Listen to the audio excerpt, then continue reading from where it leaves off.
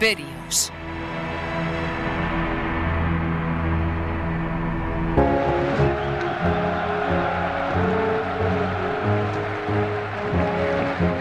Napoleón.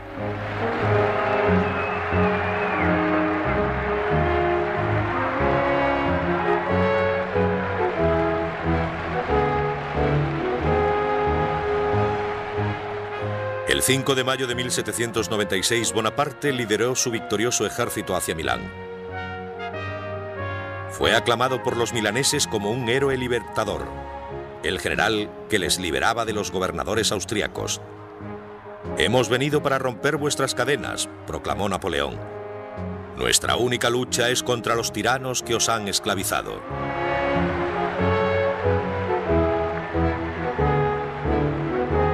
Ahora era algo más que un general. Se había convertido en cabeza de un provisional gobierno italiano. Con un exaltado sentido de su propio destino, estaba decidido a seguir su estrella hasta la cima del poder. Los grandes hombres se hacen grandes porque pueden dominar a la suerte, decía Bonaparte. La vulgarmente llamada suerte es una característica de los genios.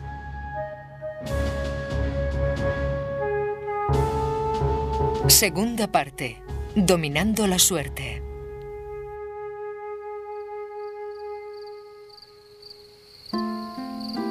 Me volveré loco si no recibo una carta tuya esta noche, escribía Napoleón a Josefina.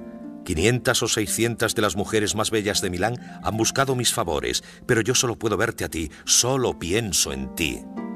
Valoro la victoria solo porque te da placer. Qué feliz sería si pudiera verte desnuda, ver tus pequeños y firmes pechos blancos. Recuerda que nunca has conocido un amor como el mío. Durará lo mismo que mi vida. Sabes que nunca olvidaré tu pequeño bosque oscuro. 1000 besos en tus ojos, tus labios, tu lengua, en todas partes. Bonaparte ansiaba que su mujer se reuniera con él en Italia, pero Josefina se negaba a abandonar París. Pasaba mucho tiempo con un atildado teniente del ejército. Estaba engañando a Napoleón con un joven oficial infinitamente más seductor que él. No estaba enamorada de Bonaparte. Temía aburrirse en Italia porque en París disfrutaba de una vida con fiestas, una vida de lujo.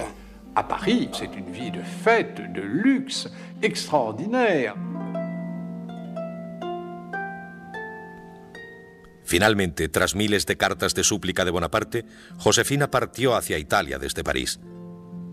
Lloraba, escribió un testigo, como si se dirigiera a una cámara de tortura.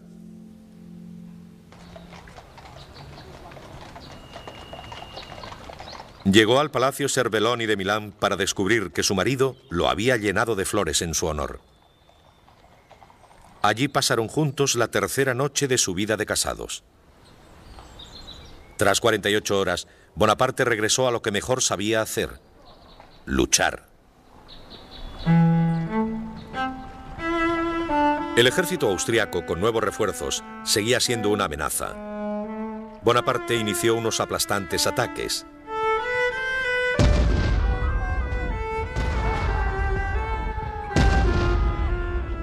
Terminaron en enero de 1797 en una batalla de 3 días en Rivoli, a 90 kilómetros al oeste de Venecia. Sus victorias en Italia comenzaron la leyenda de su invencibilidad, inmortalizada en una serie de pinturas románticas. Bonaparte no era solo un guerrero, también era un propagandista astuto. Desde sus primeros triunfos, Bonaparte entendió que no era suficiente con conseguir victorias. Usaba los cuadros para asegurarse de que sus victorias en Italia fueran conocidas en Francia.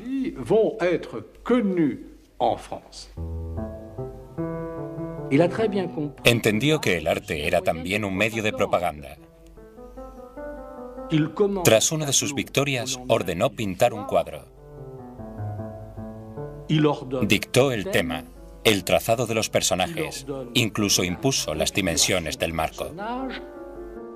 Il va même jusqu'à imposer les dimensions du cadre. Desde el primer momento, Napoleón se dio a sí mismo una imagen. Creó su propia historia. Fundó sus propios periódicos.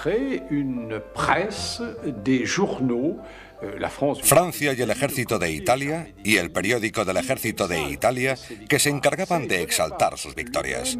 El propio Bonaparte escribió algunos artículos. Quedó escrito: Bonaparte vuela como un trueno y golpea como un rayo. Bonaparte vole comme l'éclair et frappe comme la foudre.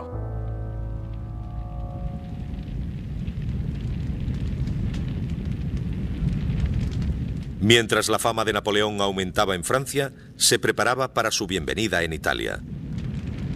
Cuando se encontró con la resistencia armada, ordenó que saquearan las ciudades, que quemaran las aldeas y que los rebeldes fueran asesinados. Muchos italianos empezaron a dudar del general, que decía luchar en nombre de la libertad, pero que enviaba carruajes de oro y plata a su gobierno de Francia, junto con algunos de los mayores tesoros del arte italiano. Obras de Miguel Ángel, Tiziano, Rafael, los 4 caballos de bronce de la Basílica de San Marcos de Venecia. Todo encontraría un lugar en un nuevo museo de París que más adelante recibiría el nombre de El Louvre. Mientras gobernaba Italia, Bonaparte nunca dejó de perseguir a los austríacos. Solo 2 meses después de su victoria en Rivoli, les condujo hasta el norte de Italia, cruzó los Alpes hasta llegar a la propia Austria y el 7 de abril de 1797 se encontró a 110 kilómetros de Viena. Sorprendidos por el avance del ejército francés, el emperador austríaco pidió la paz.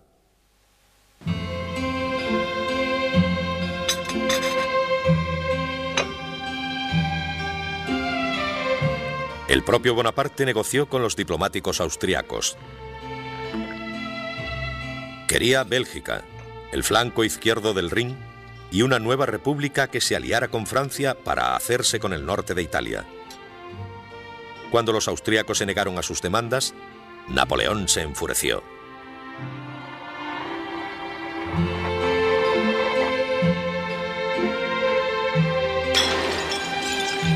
Tiró al suelo un juego de té de valiosa porcelana. «Esto es lo que le ocurrirá a su imperio», gritó. «Su imperio no es nada más que una doncella acostumbrada a ser violada por todos».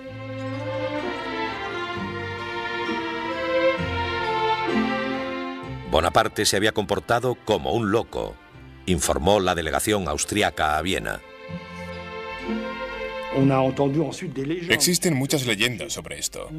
Napoleón tenía un carácter fuerte, a veces con reacciones violentas. Y cuando las negociaciones se demoraban demasiado, Napoleón se ponía nervioso.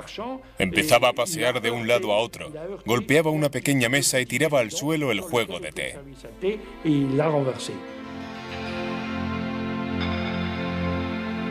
Tanto si fue por su ira, su astucia o su diplomacia, Bonaparte consiguió lo que quería y dictó los términos del tratado sin instrucciones del gobierno de París.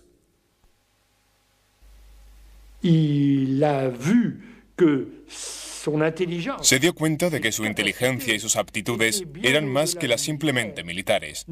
Se había convertido no solo en un gran general, sino también en un posible hombre de Estado. Todo el mundo se dio cuenta de esto, no solo en Italia, sino también en Francia.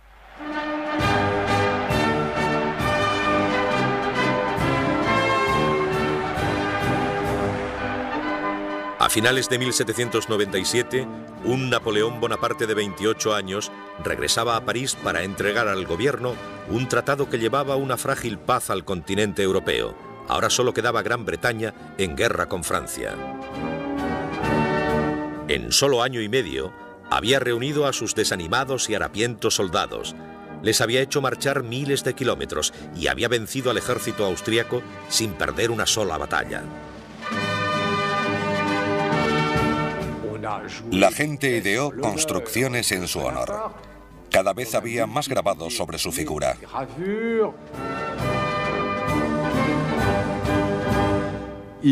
Era un héroe nacional.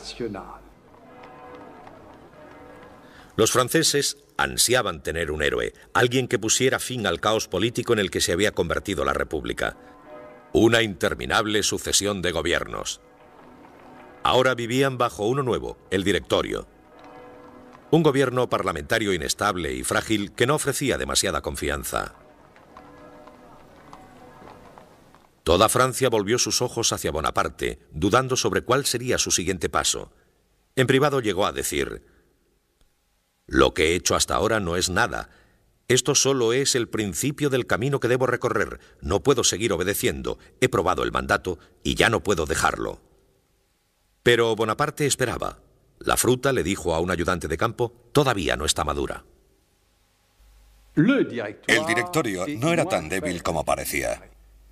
En 1797, Bonaparte no podía organizar un golpe porque temía que quedara obsoleto y en el olvido. Así que tenía que buscar otra expedición que le permitiera demostrar su fuerza militar sin arriesgarse demasiado.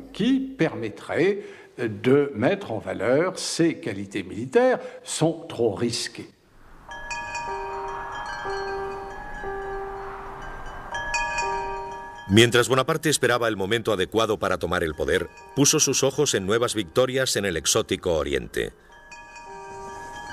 Eludió a la flota británica y el 1 de julio de 1798 desembarcó en Egipto con 35.000 soldados. Francia seguía en guerra con Gran Bretaña y Bonaparte esperaba cortar las rutas de comercio británicas con la India.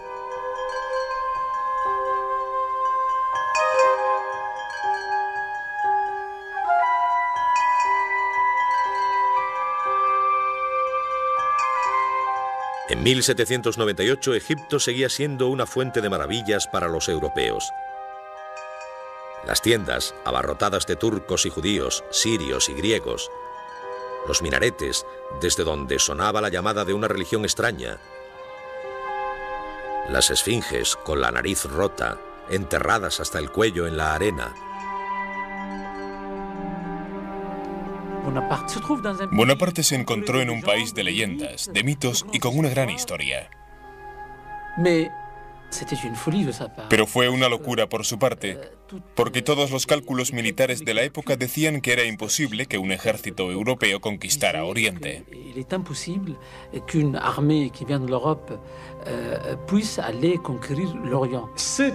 Era completamente absurdo. La expedición a Egipto fue probablemente la expedición más insensata de la historia de Francia. Rápidamente Bonaparte conquistó Alejandría. Y el 3 de julio lideró a sus soldados cruzando el desierto hacia el Cairo, hacia una batalla amenazadora. Durante siglos, los egipcios habían formado parte del Imperio turco, gobernado por los violentos soldados del Oriente Medio, los mamelucos.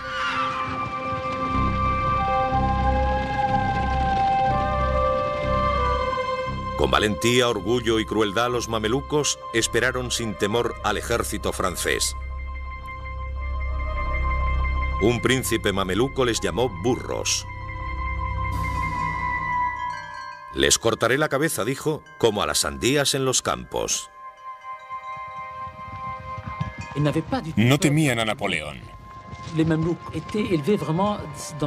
Los mamelucos habían sido educados en los fieros principios de la valentía y la rivalidad. El miedo no formaba parte de su cultura. Tras una marcha de 2 semanas por el desierto, el ejército de Bonaparte divisó las pirámides. Y 10.000 mamelucos se lanzaron con sus caballos por la arena. «Soldados», dijo Bonaparte, «desde lo alto de las pirámides, 40 siglos nos contemplan».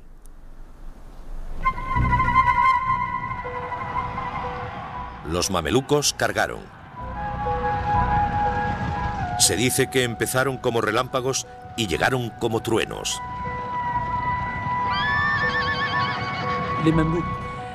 Los mamelucos eran magníficos, espléndidos. Sus caballos se levantaban, se erguían.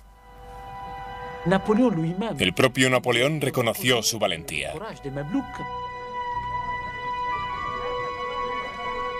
Los hombres de Napoleón permanecieron en formación y aguantaron el fuego hasta que los mamelucos se acercaron a 50 pasos de sus filas.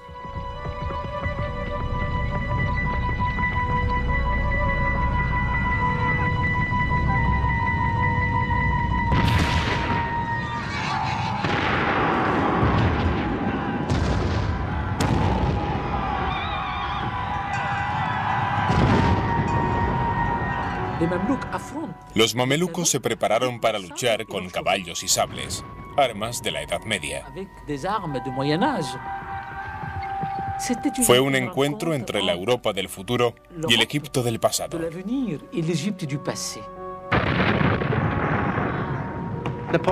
Napoleón organizó su ejército en 5 gigantescos círculos. Había hombres de rodillas y de pie disparando para que el fuego fuera continuo. Los mamelucos se lanzaron contra los círculos y atacaron las posiciones francesas.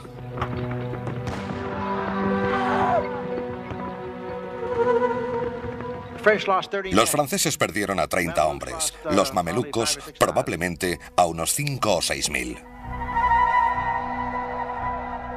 La batalla de las pirámides terminó en 1 hora. 3 días después, Bonaparte entraba con su ejército en el Cairo. Estaba lleno de sueños, dijo. Me veía a mí mismo fundando una nueva religión, marchando hacia Asia, montado en un elefante con un turbante en la cabeza y en mi mano el nuevo Corán.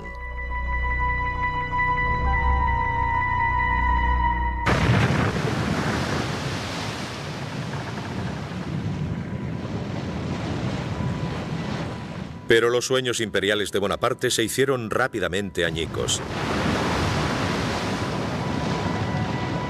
El almirante inglés Nelson capturó a la flota francesa anclada en la costa egipcia y la hizo pedazos.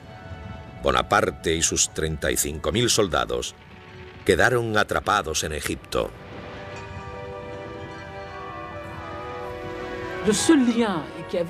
El único vínculo que le unía a Francia eran sus barcos, su flota de barcos de guerra. No es difícil imaginar el desastre que fue para él. Se vio obligado a quedarse en Egipto y vivir con los egipcios, encontrar alimento y agua, e incluso encontrar munición para sus armas en Egipto. Vivir en Egipto.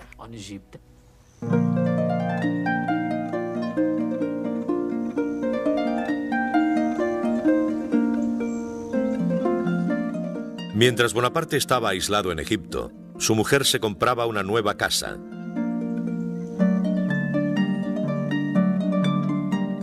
Una mansión a 9 kilómetros de París llamada Malmaison.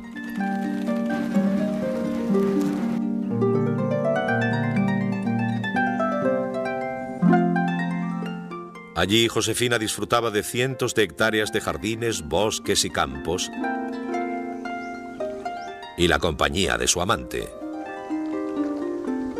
Cuando un ayudante de campo se atrevió a decirle la verdad a Bonaparte, el general quedó abatido. Me he quitado el velo de los ojos, escribió a su hermano. Estoy cansado de la grandeza. Todos mis sentimientos se han secado. Ya no me preocupa la gloria. A los 29 años, estoy cansado de todo.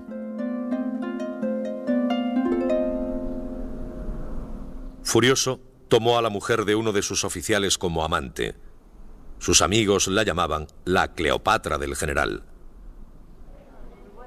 Aislado, Bonaparte permanecía firme. Instalado en un palacio del Cairo, se imaginaba a sí mismo como un potentado oriental siguiendo los pasos de Alejandro Magno.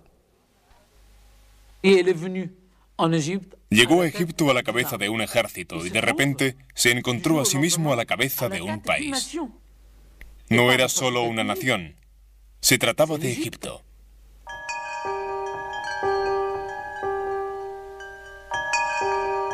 Egipto era un enigma para los europeos. Bonaparte vio la oportunidad de ser el primero en desvelar sus misterios. Junto a su ejército, se había llevado con él a un importante grupo de matemáticos, artistas, dibujantes de mapas e ingenieros.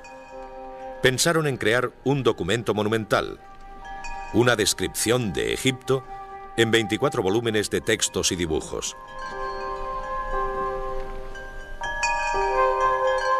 Estudiaron a los cocodrilos y a los ibis, la música y las momias. Inspeccionaron los templos y las tumbas. Midieron las dimensiones de las esfinges. Un científico descubrió una nueva especie de lirio de mar, otro pez desconocido del Nilo. El descubrimiento más importante fue una piedra negra con unas inscripciones en forma de puzzle. La piedra Rosetta sería la clave para descifrar los jeroglíficos egipcios. Los monumentales volúmenes que fueron publicados por los científicos que acompañaron a Napoleón a Egipto fundaron las bases del estudio de la egiptología de hoy en día. Napoleón escribió: "Las verdaderas conquistas, las únicas que no dejan resentimiento, son aquellas que han sido conseguidas por la ignorancia".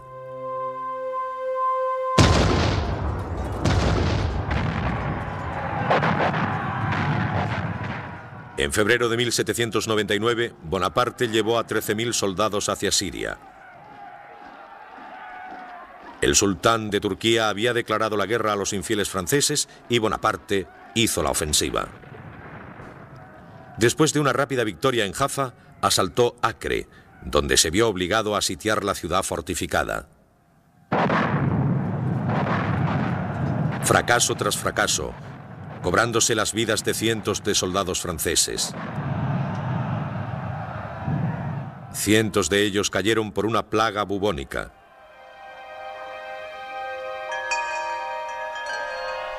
Bonaparte abandonó el cerco y se retiró a El Cairo con un ejército desanimado de hombres heridos y enfermos.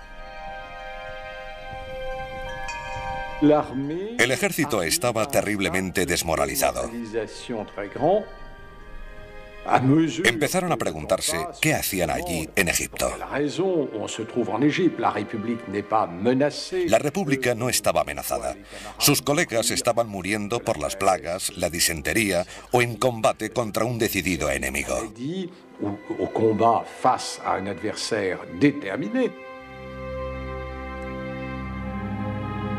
Pero Bonaparte se negó a admitir la extensión del desastre. «Voy a regresar al Cairo con muchos prisioneros y estandartes», proclamó. «Arrasaré las murallas de Acre. No quedará de pie ni una sola piedra». La campaña egipcia fue una auténtica pesadilla para los soldados, pero Bonaparte la alabó en su propaganda en Francia. Los vendedores ambulantes vendían grabados con palmeras, con pirámides, con un general cubierto de plumas que animaba a sus tropas y que masacraba a los mamelucos. Todo esto habla por sí solo de su imaginación.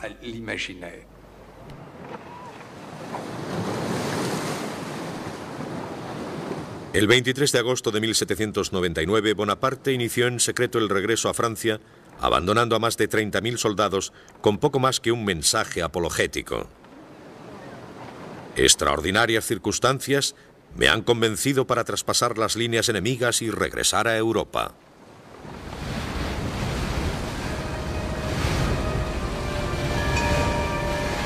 Francia volvía a estar en guerra con Austria, Inglaterra y Rusia.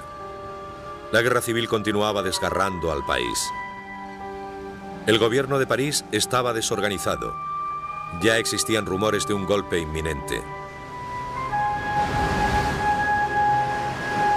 Bonaparte soñaba con rescatar a Francia, pero temía no haberse movido lo suficientemente rápido. «Todos estos grandes acontecimientos penden de un hilo», dijo a un ayudante de campo. «Creo en la suerte, pero el sabio no abandona lo que puede ayudarle en su destino».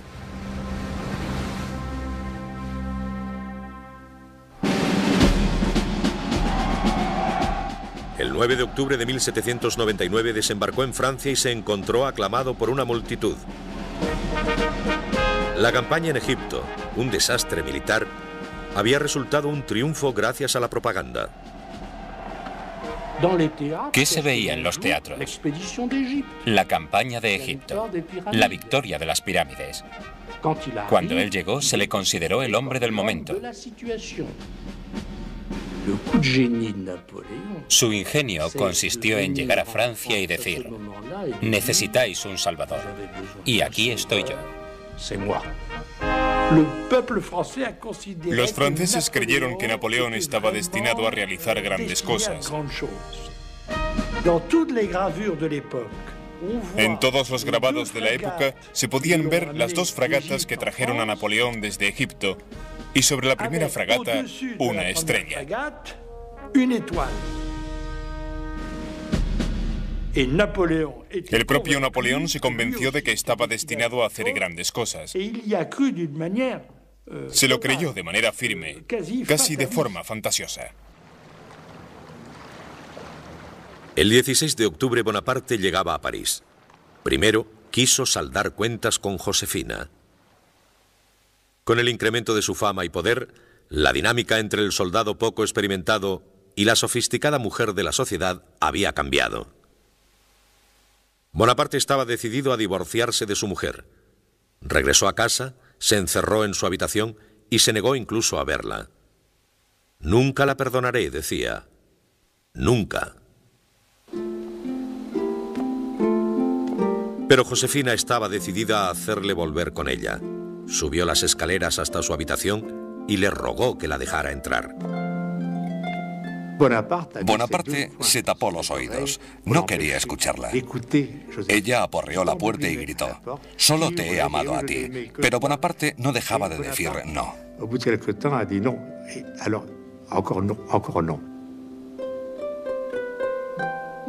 Napoleón se vio obligado a oír a su mujer llorando, implorándole y jurando que no lo volvería a hacer, prometiéndole que nunca más volvería a ocurrir, rogándole que abriera la puerta. Cuando amaneció, Bonaparte se había enternecido. El amanecer descubrió a la pareja abrazada. Josefina nunca más volvió a tener un amante, y mientras Bonaparte insistía en que él la amaba más que nadie, mantuvo relaciones con otras mujeres.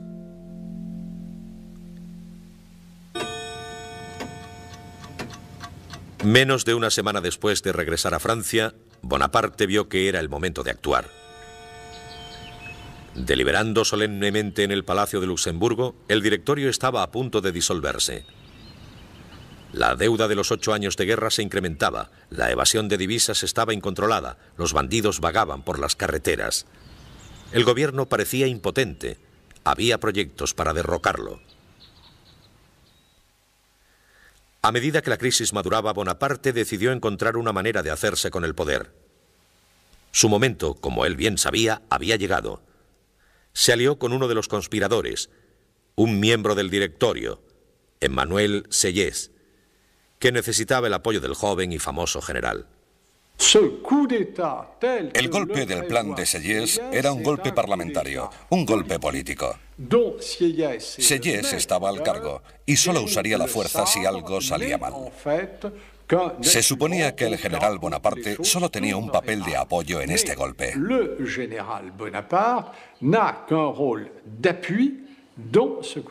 Sieyès mantuvo una actitud fantástica. Se dio cuenta de que el general Bonaparte era absolutamente necesario para el éxito de la operación, pero rápidamente empezó a pensar que Bonaparte podía convertirse en el rabo que persigue al perro.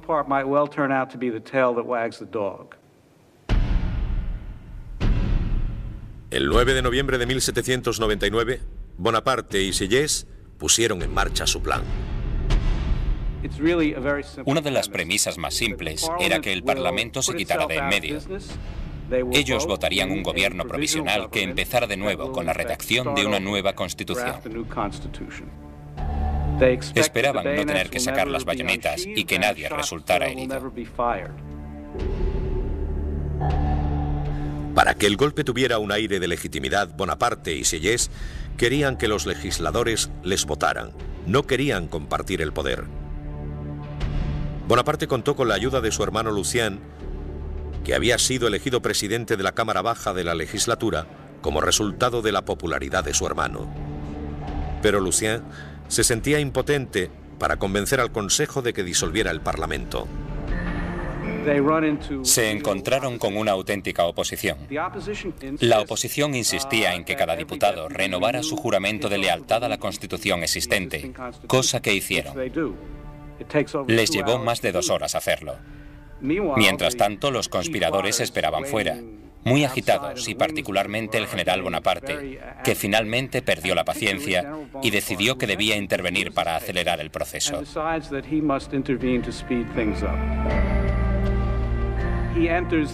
Entró en la Cámara Legislativa, lo cual está completamente en contra de la ley. El cuerpo legislativo tenía prohibida la entrada a cualquier figura militar. Y lo que se encontró allí le enfureció. Los miembros de la Asamblea vieron las bayonetas por el pasillo principal y a Bonaparte. Empezaron a gritar y llorar y a pedir que le apresaran porque intentaba hacerse con el control del gobierno.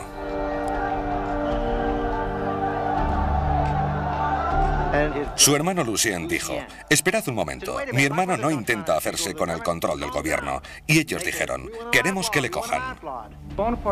Bonaparte no se dirigió en ningún momento a los parlamentarios. Se sentía presionado por los granaderos que habían entrado con él y estaba muy afectado por lo que estaba ocurriendo.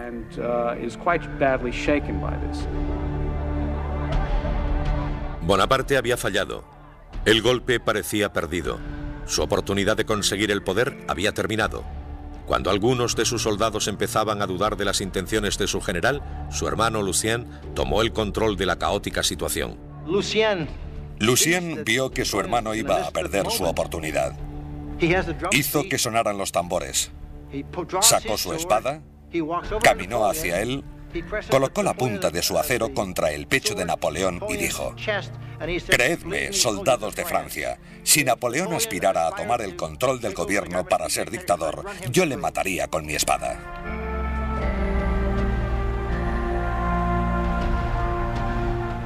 Los soldados asaltaron la asamblea.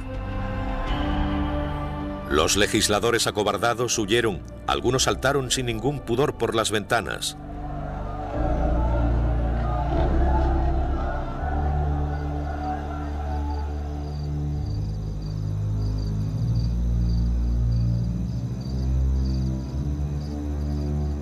A las 2 de la mañana, un pequeño grupo del Consejo se reunió con los conspiradores y votó una ley para un nuevo gobierno provisional con 3 consejeros provisionales a la cabeza.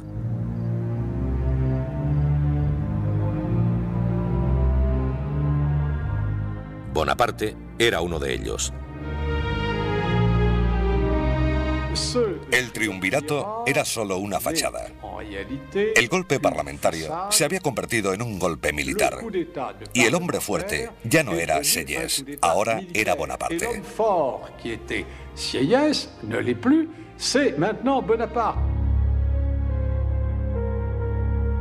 En las siguientes semanas, Bonaparte se mostró más hábil que los otros consejeros. Reescribió la Constitución y le hicieron cabeza del Estado con el título de primer cónsul. Cuando empezaba el año 1800, Napoleón Bonaparte, con 30 años de edad, era el hombre más poderoso de Francia. La revolución, dijo Bonaparte, ha terminado. Y luego añadió: yo soy la revolución.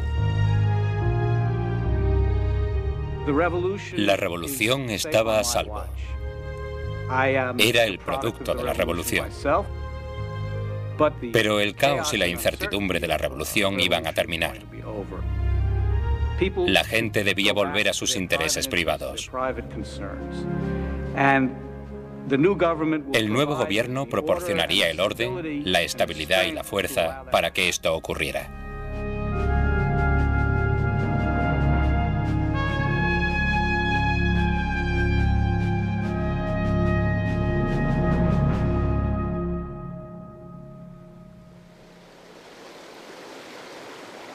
La guerra había catapultado a Bonaparte al poder. La misma guerra le ayudaría a asegurarlo. Francia seguía en guerra con Gran Bretaña y Austria. Bonaparte concibió un atrevido plan para capturar a los austríacos por sorpresa. En la primavera de 1800 se llevó a sus soldados a los Alpes. 40.000 artilleros cruzaron los campos cubiertos de hielo y nieve hacia el paso del Gran San Bernardo. Desde el general cartaginés Aníbal, no había habido un ejército que intentara una ofensiva tan descabellada. Eran 3.200 metros de altura. Usaban sus rifles para cavar la corteza de los pinos y hacer una especie de canoa. Así pudieron cruzar las montañas.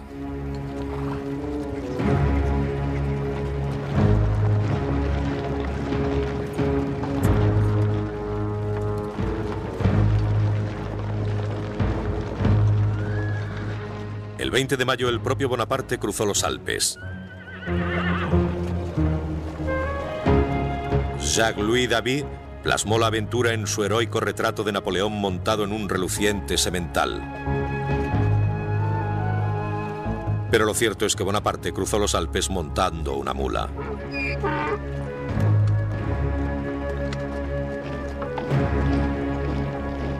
El general y su ejército tardaron 6 días en cruzar las montañas. La mañana del 14 de junio se enfrentó a los austriacos en Marengo, a tan solo 70 kilómetros de Milán.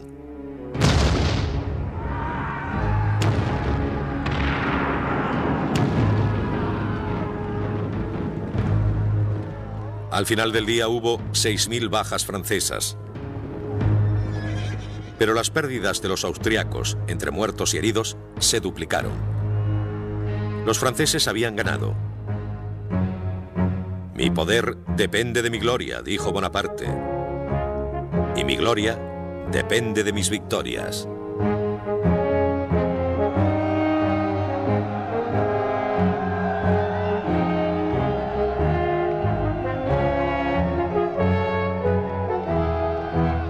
Al año siguiente, el emperador de Austria ordenó un alto el fuego y firmó un tratado con Francia.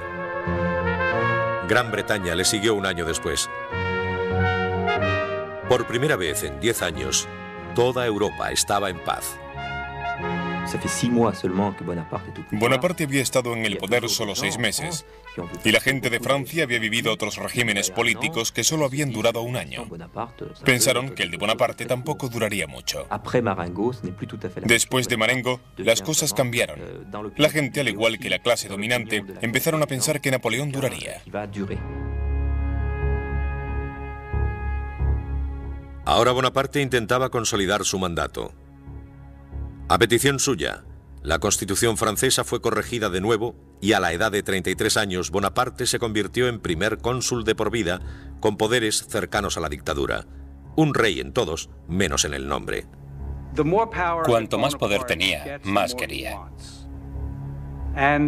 Y fue escalando paso a paso, nunca de golpe, poco a poco, gradualmente, y siempre mirando hacia atrás y diciendo: recordad que voy a proteger los logros de la revolución, estaréis a salvo conmigo. De alguna manera, Bonaparte resultaba tranquilizador. Era una autoridad suprema, un líder carismático.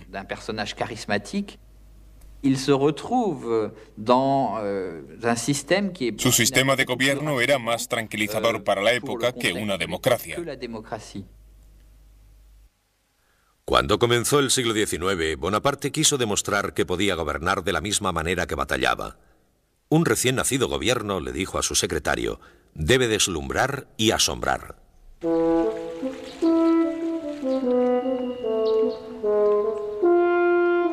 Construyó nuevos parques,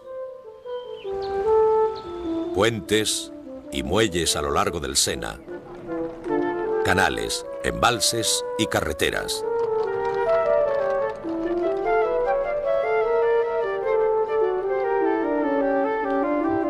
Haría de París, como él mismo dijo, la ciudad más bella que haya existido nunca. Y Francia, el mejor país del mundo. Haciendo una serie de reformas políticas, económicas y legales, creó los cimientos de una nueva Francia. Era un hombre que actuaba a gran velocidad. Francia iba a estar irreconocible en los siguientes 2 años. Cuando tomó el poder de Francia, ya tenía la idea de lo que debía ser un país moderno. Toda la sociedad francesa se mantuvo bajo su mirada. Instauró un fuerte gobierno centralizado y una burocracia estrechamente estructurada. Organizó un nuevo sistema de colegios de secundaria, los liceos. Estableció un banco central, el Banco de Francia. Lentamente la economía revivió, y con ella la prosperidad. Toda Europa se hizo eco de sus hazañas. Los grandes artistas y pensadores de la época, Goethe, Hegel, Byron, Beethoven, vieron en Bonaparte la reencarnación de los ideales y esperanzas de la revolución. Hay que entender el prestigio de Bonaparte como primer cónsul. Era el equivalente en Europa de lo que para Estados Unidos era Washington. Supervisó la codificación de un nuevo sistema de leyes que aboliera los privilegios feudales y estableciera la igualdad de todos los hombres ante la ley. El Código Civil de Bonaparte ha permanecido como base del derecho francés hasta nuestros días. Los derechos y obligaciones de los ciudadanos fue un invento de la Revolución, pero no fue codificado en ningún texto. Era necesario que esos derechos y obligaciones se convirtieran en la base de un gran sistema legal para que la sociedad funcionara de manera efectiva. En 1801 Bonaparte firmó un acuerdo con el Papa, el Concordato, haciendo del catolicismo la religión dominante, pero no exclusiva de Francia. No hacía uso personal de la religión, pero la entendía como un valor político. Si gobernara un país de judíos, decía, restauraría el templo de Salomón. La religión es un material excelente para mantener a la gente callada.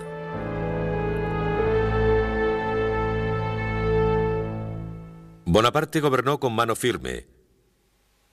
Para recompensar a los hombres por sus logros, creó una marca de estima, la Legión de Honor. Mi lema siempre ha sido, decía, una carrera abierta a todos los talentos sin distinciones de nacimiento. Creía en la igualdad.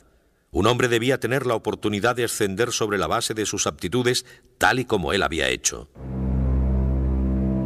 Pero no tenía paciencia con los que demandaban libertad. Gobernó con mano de hierro, aplastando a todo aquel que se atreviera a hablar en su contra, convirtiendo en una farsa el Parlamento y las libres elecciones. Napoleón creía en un gobierno para la gente, pero no por la gente.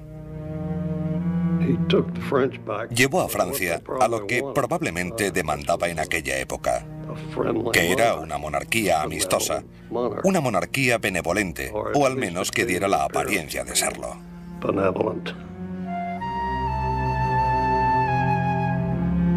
La Francia de Napoleón era un estado policial con Joseph Fouché a la cabeza de la policía secreta. Fouché tenía, según se decía, un corazón tan duro como el diamante, un estómago de acero y unos ojos incapaces de llorar. Fouché cumplió las órdenes de Napoleón, cerró teatros y periódicos y mantuvo una vasta red de espías. Si se iba a un salón, había espías. Si se iba a un burdel, había espías, al igual que en todos los restaurantes. En todas partes había espías de la policía. Todo el mundo podía oír lo que se decía. Era imposible expresarse a no ser que Napoleón lo quisiera. La prensa estaba bajo su yugo. Controlaba la prensa. En 1799 había unos 60 o 70 periódicos en París y solo 4 en 1814.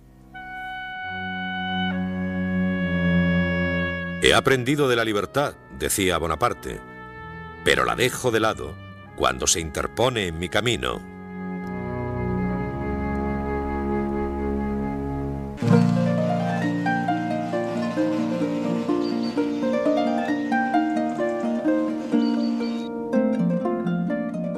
Mientras Bonaparte gobernaba Francia, Josefina asumía con orgullo su papel de primera dama.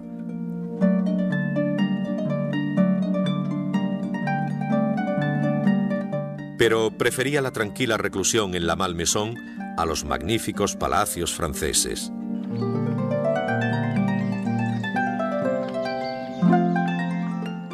En deferencia a su mujer, Bonaparte hizo que la Malmaison se convirtiera en sede del Parlamento en verano. Trabajaba 7 días a la semana, a menudo 18 horas al día, mes tras mes, pero si había algún sitio en el que relajarse, ese era en la Malmaison con Josefina.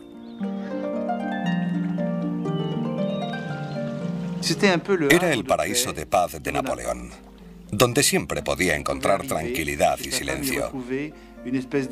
Y Josefina siempre estaba allí, preparada para servirle.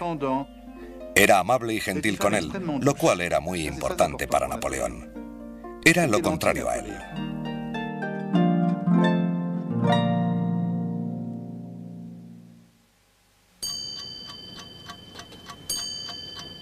En 1803 Francia seguía en paz y Bonaparte era su dueño absoluto. Cuando miraba sus fronteras, el único país al que podía temer era a Gran Bretaña.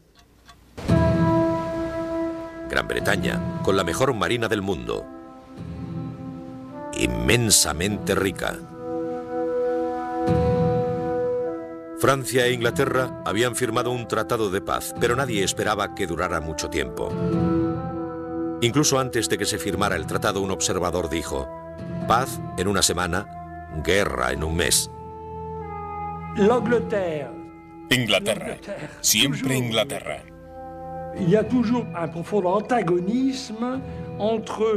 Siempre había habido un profundo antagonismo entre el mar y la tierra, entre la fuerza del continente representada por Napoleón y la fuerza del mar y el comercio internacional representada por Inglaterra. Era inevitable que surgiera una guerra entre ambos países. El tratado no fue tal, fue una tregua.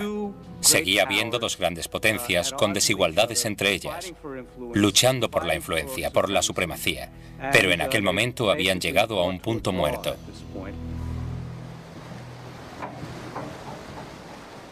El 18 de mayo de 1803, cuando Gran Bretaña declaró la guerra a Francia, pocos fueron los sorprendidos.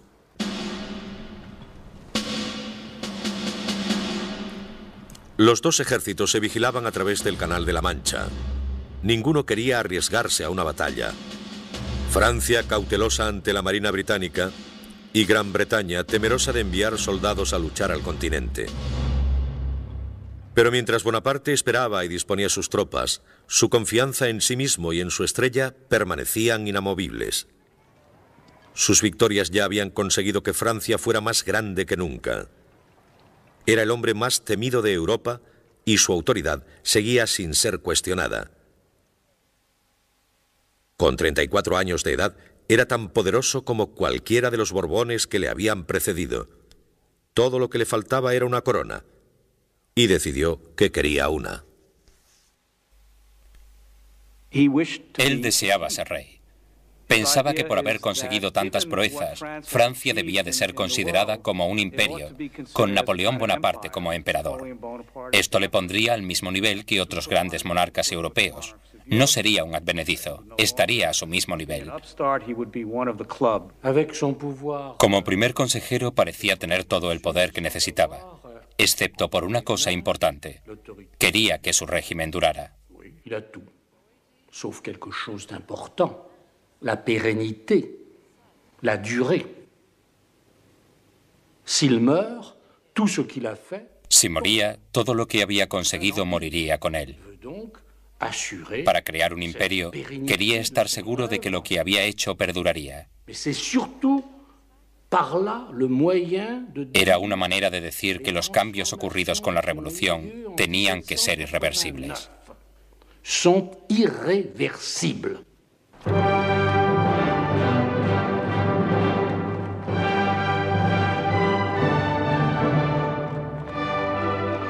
El 2 de diciembre de 1804, la procesión imperial se abría paso hacia París. Una proclamación del Senado y el voto de la gente, ambos amañados por el propio Bonaparte, le habían proporcionado lo que quería. Estaba a punto de convertirse en emperador. En cuanto un hombre se hace rey, se aparta del resto de los hombres, decía Bonaparte.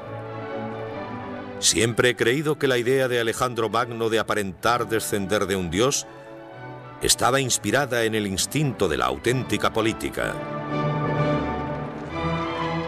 A pesar del frío, 500.000 de entusiasmados espectadores se alinearon en las calles. El propio Bonaparte había planeado meticulosamente cada detalle. La gran catedral, adornada con banderines y tapices y decorada como un templo romano, parecía más un teatro que una iglesia. Pero Bonaparte quería que su ascenso brillara con un aura religiosa. El Papa había venido desde Italia para santificar el acontecimiento.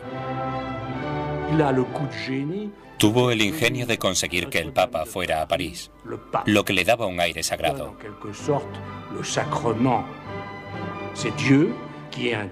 Era Dios el que confirmaba que los cambios que habían ocurrido durante la Revolución quedaban establecidos para siempre.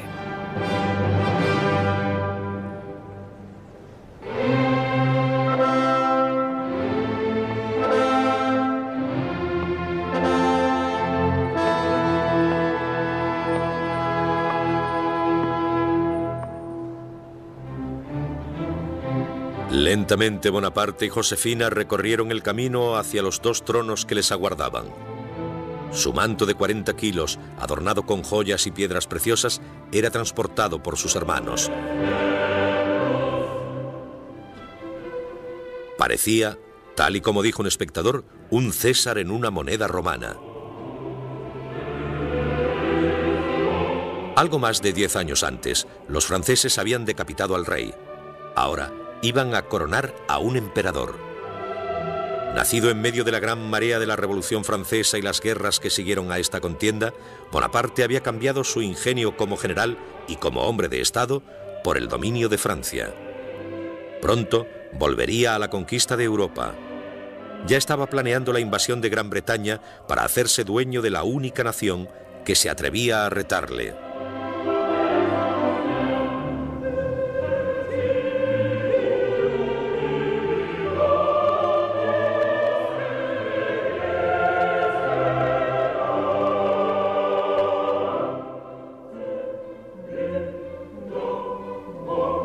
Bonaparte alzó la corona imperial con seguridad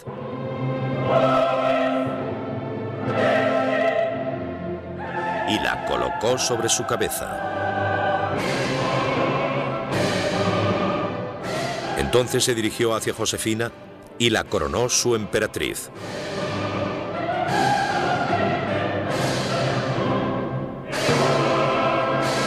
Soy el instrumento de la providencia, dijo Napoleón.